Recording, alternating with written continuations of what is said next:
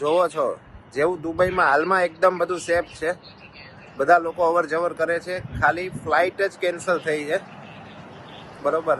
આવું થયું છે તો અમારા ઘરે ઇન્ડિયાથી બધા ટેન્શન કરે છે અને બધાના ફોન કોલ્સ આવે છે. તો આપણી ભારત સરકારને વિનંતી કે કોઈ ફ્લાઇટની વ્યવસ્થા કરીને જે ટુરિસ્ટ છે એમને અહીંથી દુબઈથી ઇન્ડિયા લઈ આવવાનો પ્રયાસ જલ્દીથી જલ્દી કરે, જેથી ઇન્ડિયામાં કોઈ ચિંતા ના કરે.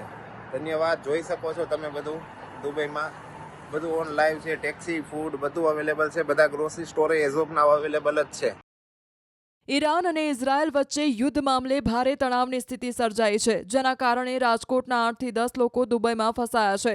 ઈરાન સાથેનો તણાવ વધતા ખાડી દેશોમાં એરસ્પેસ બંધ કરી દેવામાં આવી છે. ત્યાંની સરકારે ઇમરજન્સી એલર્ટ પણ જાહેર કરી દીધું છે અને કામ વગર ઘરની બહાર ન નીકળવા સૂચના આપી છે. હાલ પરિસ્થિતિને લઈને પરિવારજનોમાં ચિંતા વધતી જાય છે. જોકે પ્રવાસીઓનું કહેવું છે કે તેઓ સુરક્ષિત છે, પણ હવાઈ સેવા ખોરવાતા અટવાઈ ગયા છે. દુબઈમાં ફસાયેલા લોકો તાત્કાલિક તેમને સુરક્ષિત રીતે ભારત પરત લાવવામાં આવે તેવી માંગ કરી રહ્યા છે. ઈરાન, ઇઝરાયલ અને દુબઈ સહિતના દેશો વચ્ચે અત્યારે યુદ્ધનો માહોલ છે. ત્યારે રાજકોટના પણ એક જ ગ્રુપના 8 થી 10 લોકો જે દુબઈ છે તે અટવાયા હોવાની જે છે એ વિગતો સામે આવી રહી છે. ટૂર્સ એન્ડ ટ્રાવેલ્સના સંચાલક છે, તેમના જ ગ્રુપના 8 થી 10 લોકો છે તે દુબઈમાં અટવાયા છે. આપણે સીધી એમની સાથે વાત કરીશું. શું કહેશો, તમારા ગ્રુપના કેટલા લોકો છે અને ક્યારે ગયા હતા? શું મારો એક ખાસ ફ્રેન્ડ છે, એ 3 દિવસથી ત્યાં દુબઈ ગયા છે અને એ લોકો ફેમિલી સાથે લગભગ 12 લોકો ત્યાં છે. અને ત્યાં આમ જોઈએ તો કંઈ એને એટલી તકલીફ નથી. આવું બધું થયું એવા ન્યૂઝ છે, પણ બધું આમ નોર્મલ છે, બધું ચાલુ છે, ટ્રાન્સપોર્ટેશન ચાલુ છે, રેસ્ટોરન્ટ ચાલુ છે, બધું જ ચાલુ છે. પણ ત્યાંની ગવર્મેન્ટે એક એલર્ટ મેસેજ આપ્યો છે કે જરૂર વગર બહુ બહાર ન નીકળવું. ખાસ કરીને ત્યાંના જે સ્થાનિક લોકો છે, આપની એમની સાથે વાત થઈ, સ્થાનિક એજન્ટ છે, એમને શું કીધું, તું શું કરીશ? એટલે એમને પણ એ જ કીધું કે અમારી ગવર્મેન્ટે અમને એલર્ટ કર્યા છે કે તમારા જોખમે બહાર નીકળો.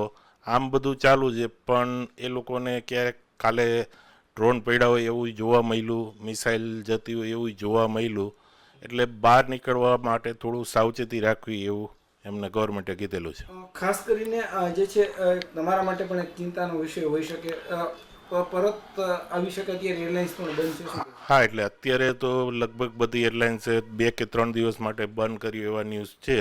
હવે નવી ડેટ ના આવે ત્યાં સુધી તો લોકોને પાછા લાવવા એ થોડું અઘરું, ચિંતાનો વિષય છે. એમ તમારા માટે ખાસ ચિંતા કહી શકાય, તમારા અંગત મિત્ર છે એટલે એમને અત્યારે તો એમના પરિવારોને બધાને ખૂબ જ ચિંતા થાય છે કે ત્યાં શું થશે, અને થોડોક પરિવારમાં ભયનો માહોલ છે. હવે એમને કેમ પાછા લાવવા એ લોકો એ વિચારી રહ્યા છે, પણ ફ્લાઇટ ચાલુ ન થાય ત્યાં સુધી તો આપણે કશું કરી ના શકીએ. એમ ખાસ તમે સરકારને રિક્વેસ્ટ કરશો કે ઝડપથી આજે છે આપણા ગુજરાતીઓ ફસાયા હોય? હા, એટલે અમે ગવર્મેન્ટને એ ખાસ રિક્વેસ્ટ કરશું કે આપણા જેટલા લોકોને પરત આવવું એને મદદ કરે.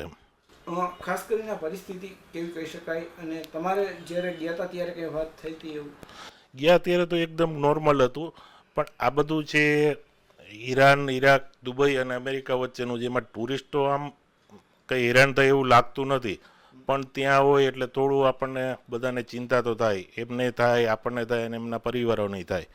ચોક્કસથી આ જે છે તેમના ખાસ મિત્ર છે, જયેશભાઈ કરીને વ્યક્તિ છે, તે રાજકોટમાં ટૂર્સ એન્ડ ટ્રાવેલ્સનો બિઝનેસ કરે છે અને તેઓ જે છે 3 દિવસ પહેલાં જ દુબઈ પહોંચ્યા હતા. હજુ 6 દિવસ બાદની એમની ટિકિટ છે.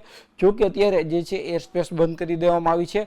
પરિવારમાં પણ ચિંતા છે, એક મિત્ર તરીકે તેમને પણ ચિંતા છે અને સરકારને પણ રિક્વેસ્ટ કરી રહ્યા છે કે જેમ બને એમ ઝડપથી રાજકોટના જે 10 થી 12 લોકો જે દુબઈમાં ફસાયા છે તે તાત્કાલિક રાજકોટ પરત ફરે. હાર્દિક જોશી, ન્યૂઝ 18 ગુજરાતી, રાજકોટ.